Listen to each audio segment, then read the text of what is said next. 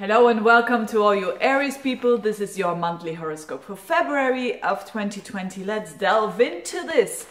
It is a month with no eclipses for a change, but it is a month which there is one of my favorite aspects happening, which is Mars entering the sign of Capricorn and conjuncting the South Node. This is really interesting and good energy for people who want to stand up for themselves and who want to improve their situation and who want to initiate that and be responsible for that.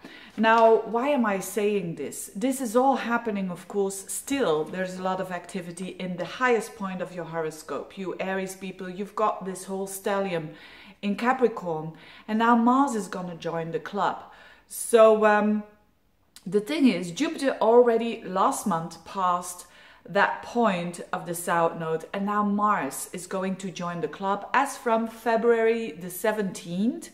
Mars enters Capricorn, and Mars is your ruler, so you are going to feel it the most. You and if you have a Aries rising, and if you have a Scorpio rising, but anyways, it's your ruler that is going to connect with the South Node, and the South Node has to do with our past lives, if you like, and it has to do with what we already conquered. It has to do with, for instance, in a natal chart, Mars with the South Node is someone who knows to stand up for themselves.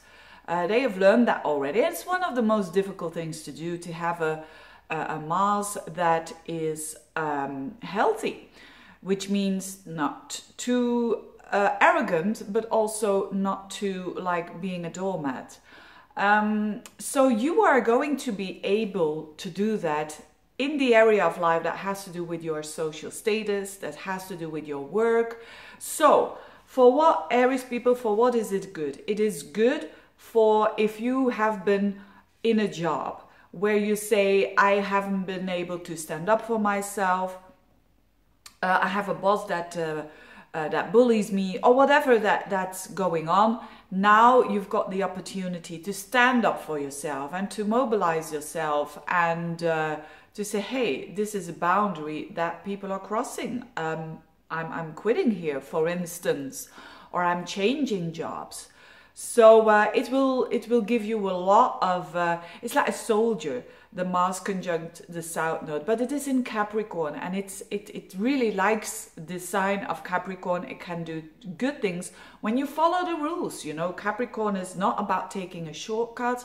It's about following the rules. If you do so, when it comes to a job, there is plenty of opportunity for you. You have been having Pluto and Saturn there for quite a while, which are harsh planets. But now Jupiter is there, now Mars. So it's a lot about, it's actually you are there.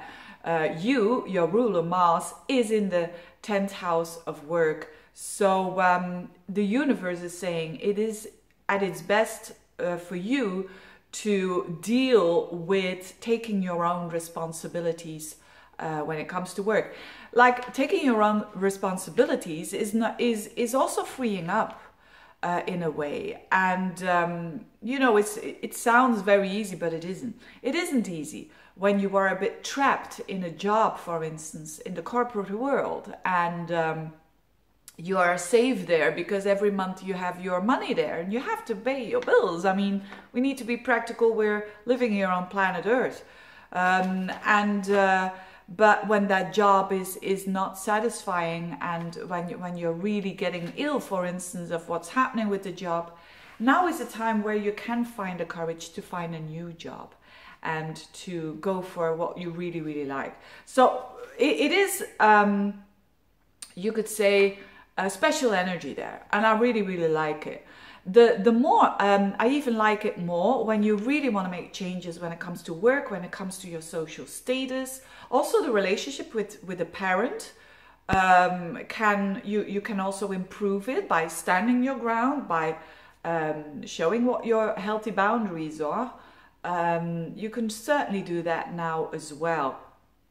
But this Mars is at the very end of the month, so like the last week and a half of the month, it's making a beautiful trine with Uranus, and that's your that is your second house. So that means that you really can, especially towards the end of the month, you really can make big changes when it comes to work, when it comes to earning money.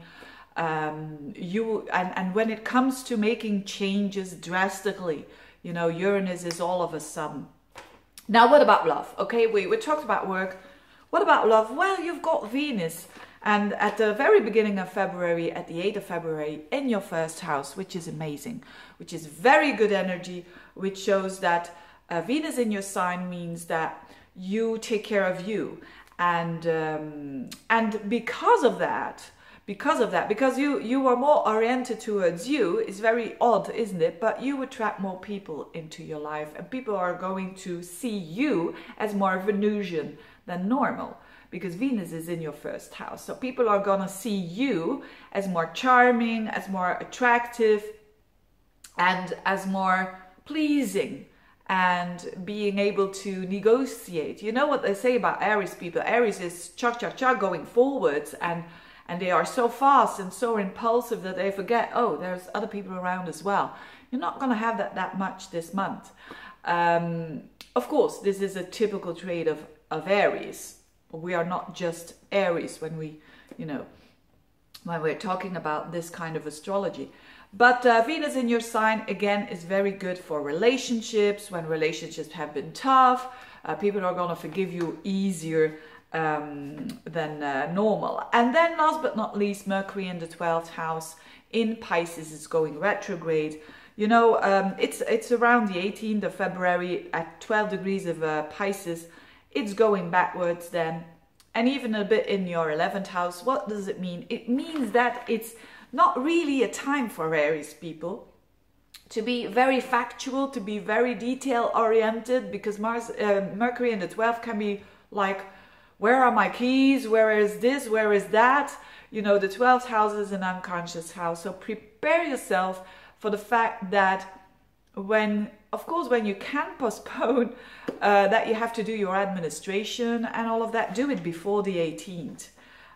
It's not a time to orient yourself towards details. And this is done, it's direct again on the 11th of March. So it's not that long.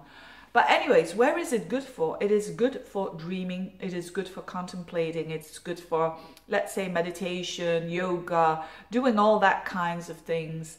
So if you're a bit lost every now and then in the head, it's normal, but it's there to make you a bit more creative. So that's a good thing for that as well. So all in all, not a bad month at all for you, a month where you can make some changes there. Thank you so much for watching. If you want a reading, get in touch. I wish you a very good month, Aries. Bye-bye.